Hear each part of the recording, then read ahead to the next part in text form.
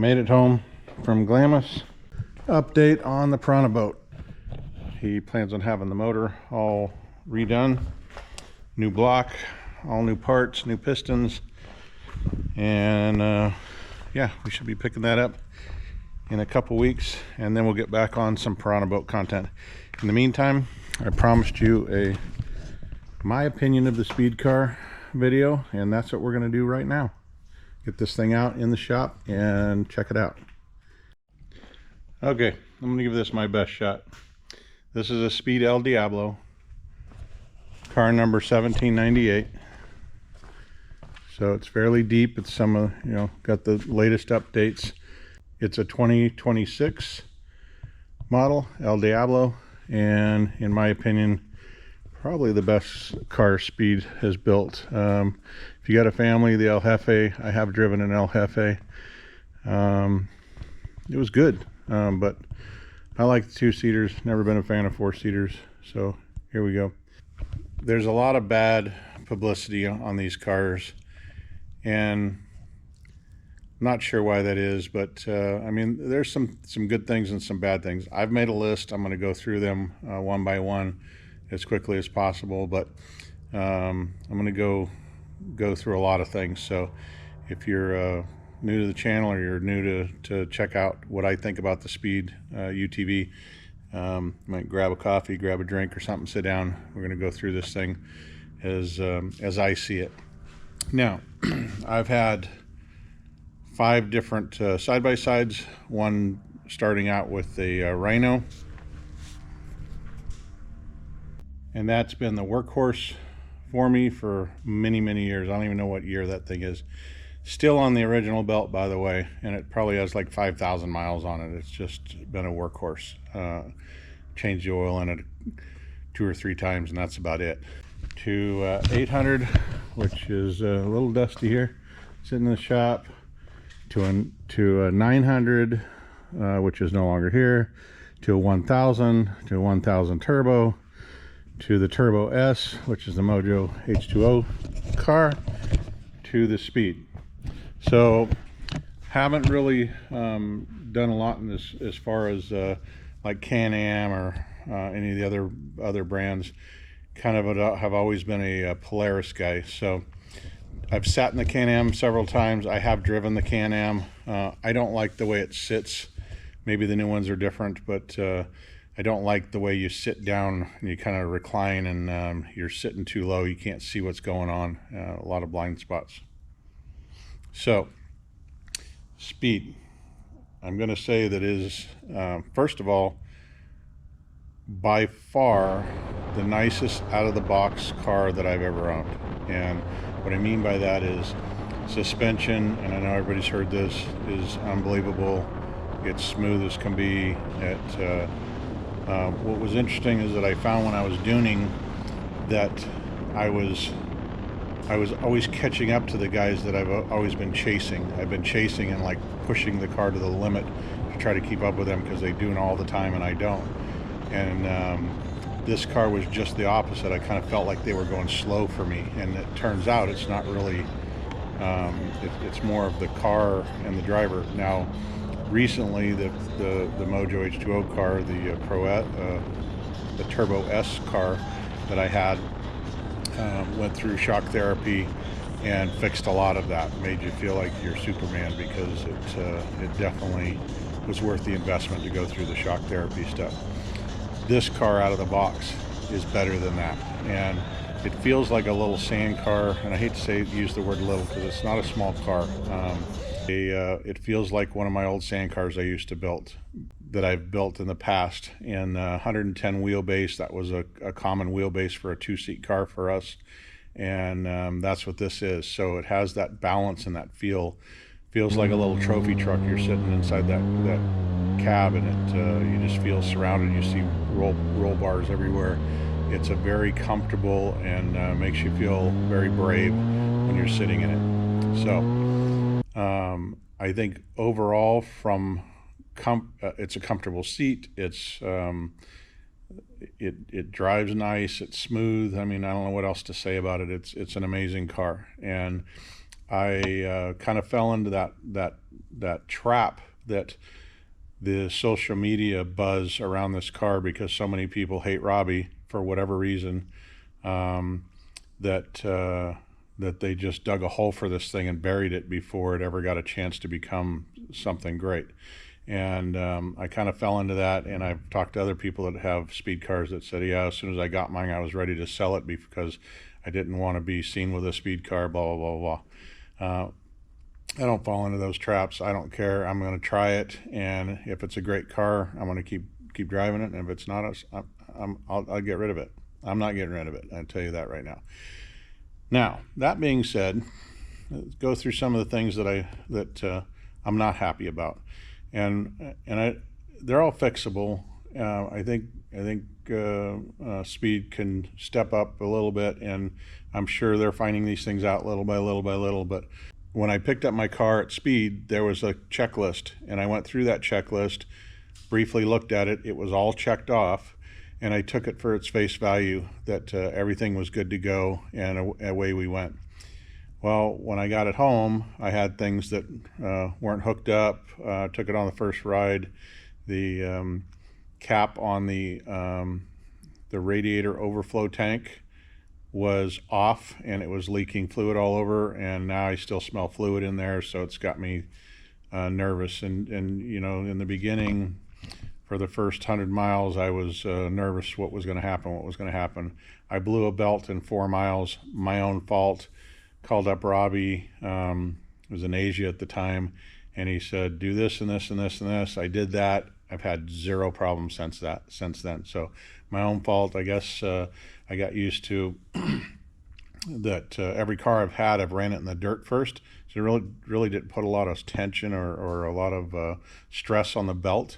And this car went straight from the dealership straight to the sand. So I guess that's my own fault. You know, I didn't break in the belt properly. So now I've broken a couple belts. I've got them sitting in the side compartments, and pretty darn happy about that. So if you've seen a lot of Speed videos or other people with Speed videos, then you probably know a lot about this car. But I'm just here to tell you the things that I think they could do a little better, and the things that frustrated me a little bit about the car, and the things that I loved about the car. And I'm telling you right now, it is hands down the best car I've owned so far. Hopefully it stays that way and it stays reliable. Power. Talk about power. A lot of people said it's probably going to be underpowered. I did not find that it was underpowered. It does not have the power of my Turbo S. My Turbo S also has a Stage 2 Evo. Is it Evo? Stage 2 kit on it with all the bells and whistles, and makes good power. So kind of used to that, but never felt like I was short of power. Went up O's Hill, no problem. You know, wasn't the fastest guy by far, but it didn't have a problem pulling the hill. Tuning wise, it has like almost perfect power. It has that when that turbo comes on right when you need it, it's snappy. It gets up and goes when you want it to, and floats the front end when you want it to, and that's not even on the E85 tune or still in the break-in tune. So I'm expecting it'll give me a little bit more. I'm pretty sure that's the way he's got it set up. So let's start going through this list. So we're going to talk about some of the things that I think Speed could spend a little, you're talking about pennies to make some things right, and I think they could learn from this. And I know I saw a video where somebody had a fix to this, but the first thing you'll notice is that the tailgate very loose on the bottom, and I would imagine that you could just simply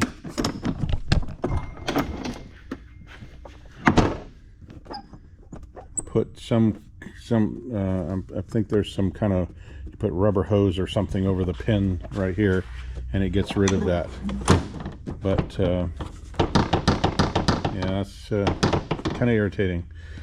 The crescent box, you see there's a gap right there.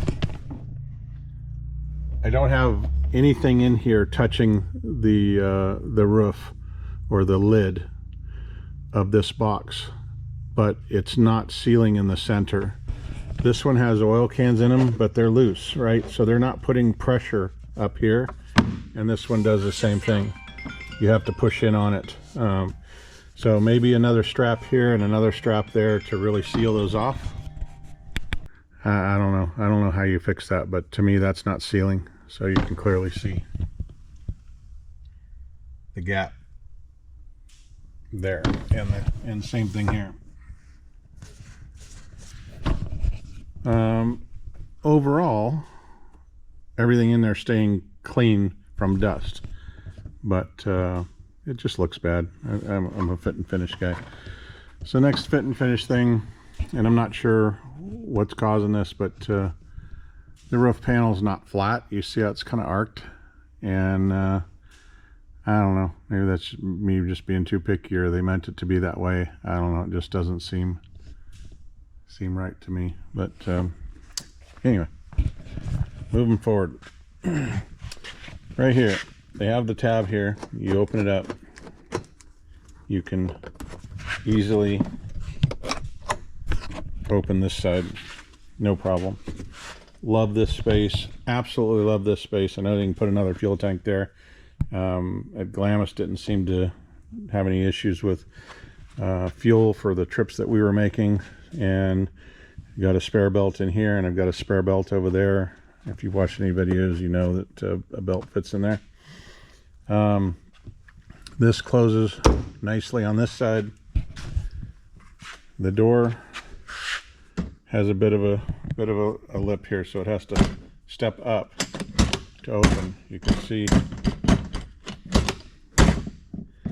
I think they could spend a little bit more time on that. Feels a little plasticky. This side's not lining up for some reason like the other side. And again, same thing on this door. It drops down once you open it. Has to come up. It does close fine, and you know, maybe that's just me being too picky. However, this door, and I don't know if it's adjustable, but you can pull on this tab till the cows come home. You have to hit it like that to get it to open. If I had two hands, it makes it easier, but I literally have to pound on it to get it to open. So just out of adjustment, I don't know what it is, but I'm going to dig into that a little bit. I did not clean this car up, sorry about that, but straight from Glamis, literally rolled it out of the trailer 5 minutes ago. My biggest pet peeve with this car, and it would seem like it would take nothing to fix this, is having to fuel way back in here, and there's no neck to this. So when you're fueling, I don't know if that's showing up or not. When you're fueling, there's no sound for you to tell when it's full unless it's totally quiet. And then it spills in here and it has no way to get out. It's trapped in here. It has no way out. So this whole thing fills up with fuel, and then you got to take a rag and soak it up and get rid of it. I would imagine somebody's made something for that, but you know, why not bring that neck up and turn it and bring it right into here and have a neck here that you could undo the cap right here, and it just attaches and goes down and drops into that tank. It would be so easy to do. All the other cars, they're out here. Every car I've ever owned, they're out on the side or behind the seat somewhere where they're easy to get to. That's probably my biggest, you know, I give that a 2 on a scale from 1 to 10 on where their thought process was with that. It just makes no sense. Like they should have been able to come up here or come up in here somewhere or something. I know there's stuff in here. I'm not sure what it is, but you know, just bad design. Now that's closed. It's very hard to open.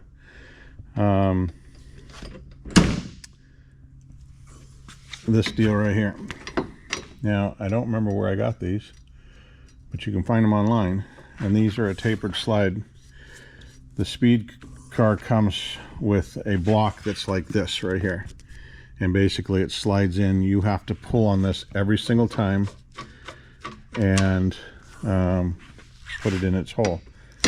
I got these aftermarket and they work awesome. Window nets. Let's talk about the window nets. We're going to go on the driver's side. I'm all for window nets from a safety standpoint, and I think all they're going to do is keep you from sticking your arms out or hands out in a rollover. However, when you're sitting in the car, when you close the door, if you were driving without the nets, you can clearly see to the left of you, right? Once you close the net, you might feel like you can see very well here, but when you're in the dunes, it's all grayed out here, and you cannot read the dunes through this net. It creates it. I don't know how to explain it, but it creates a problem. Trying to do the left, rights, no problem. Left's big problem. So for duning, I think I may need to remove the nets, or I might cut out this section here and here and keep the net where your arm is and try to use these. I like the nets from a safety standpoint, but really, really hard to dune with this net here. Really hard.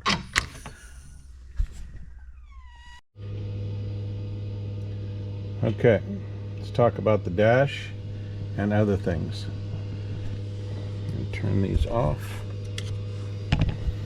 So this is their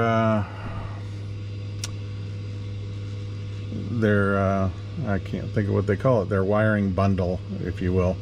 Gives you a light under the mirror, great light. However, when I was just turning it on, see right there, it's off. Now it's on, off, on.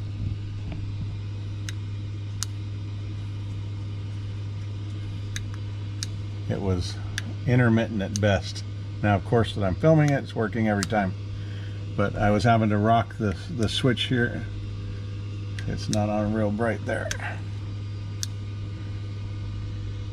Anyway, of course it's working now. Yeah, anyway.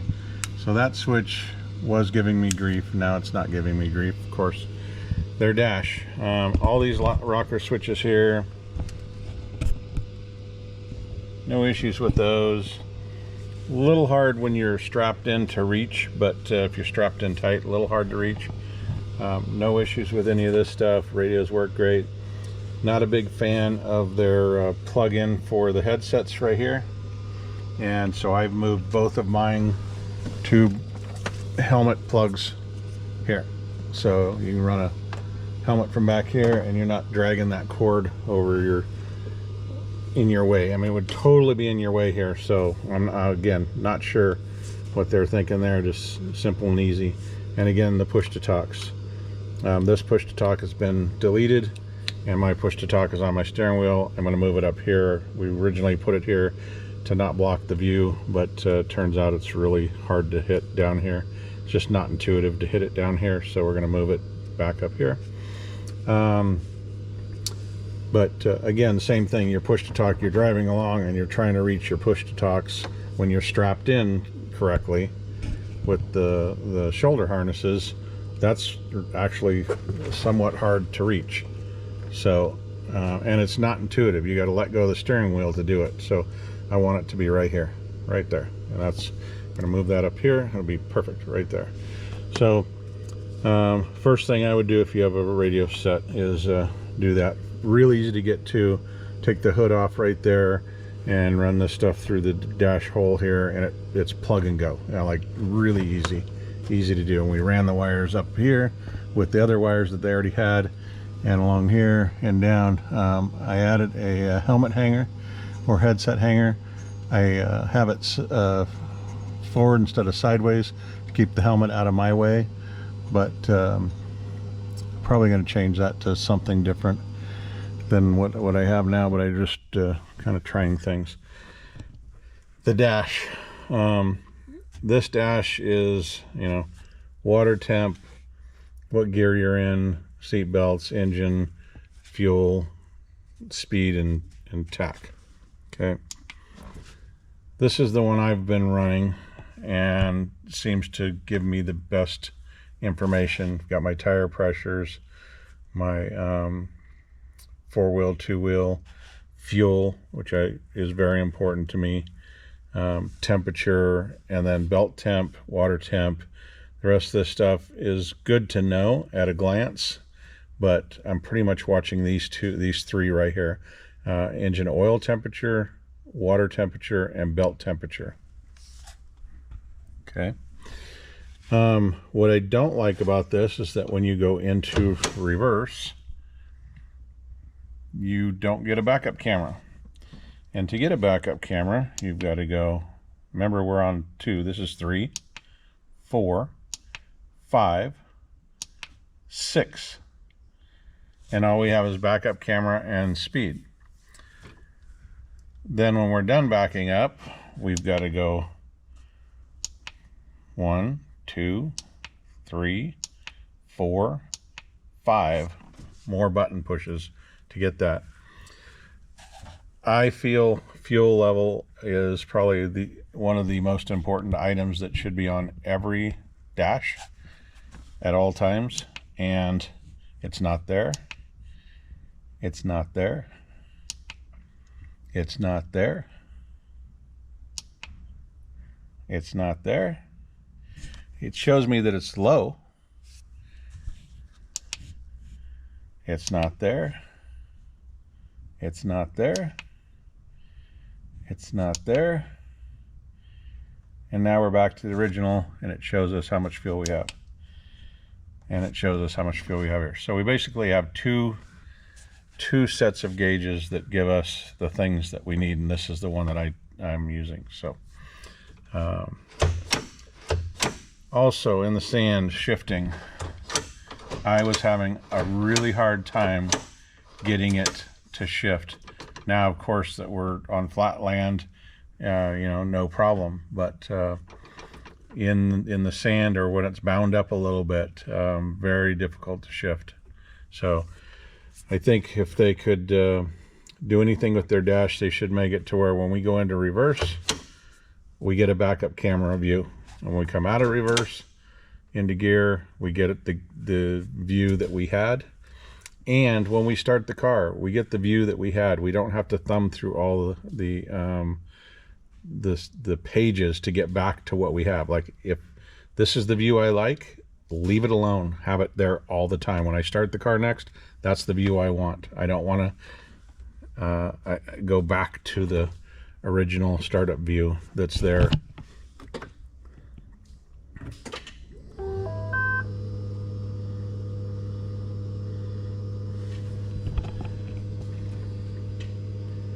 Every time, right?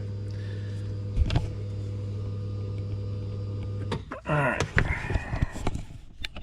Something to point out now that we got out of the car is that the Diablo is the only car that comes with this spring-loaded detent door, where we have three different positions that hold the door. It's not as strong as I think I would like it to be, and maybe there's a tensioner, I'm not sure, but that's really nice when you're getting in and out of the car. If the door's there and you put your seatbelt on, you can't reach it to close it. So you can put it into this detent right here, and now you can reach it before you tighten up your belts. Okay. Found this tie rod came loose on me. This upper A-arm bolt came loose on me. It is marked as it was tight. I've been kind of checking things, and this tie rod came completely loose, and how I realized it was that I had to adjust my steering wheel a couple times during a trip. And I was thinking, wow, that's kind of weird on a hydraulic. Maybe it's just not, that shouldn't be. And I got back and went, I got to check the toe. Front tire was completely towed out. and so was that one.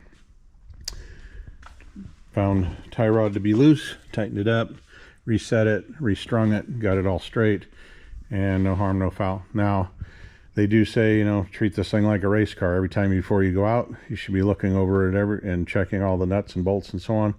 And I guess I did not do that the first 2 times because I've never, ever, ever, ever had to do that on one of those cars, ever. So, fit and finish, maybe they just missed tightening it. The radiator cap and the overflow tank. Overflow tank is a cheap plastic, and it's